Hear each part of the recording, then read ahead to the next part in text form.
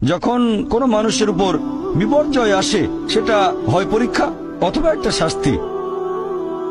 যে লোকগুলো আল্লাহ তাআলার পথ থেকে দূরে সরে গেছে তাদের জন্য এটা শাস্তি, আর যারা আল্লাহর পথে আছে তাদের জন্য পরীক্ষা। হতে পারে যে বাবা মা খুব ভালো মুসলিম, 5 ওয়াক্ত নামাজ পড়েন, হয়তো যাকাত দিয়েছেন, হজ পালন করেন, রমজান মাসে রোজা রাখেন, আল্লাহ তাদের একটা সন্তান দিলেন জন্ম থেকে যার হার্টে সমস্যা। সত্যিকারের মুসলিম, সত্যিকারের মুমিন বলবে আলহামদুলিল্লাহ, আল্লাহ তাআলা তোমাকে অনেক ধন্যবাদ, আল্লাহ তাদের পরীক্ষা করছেন।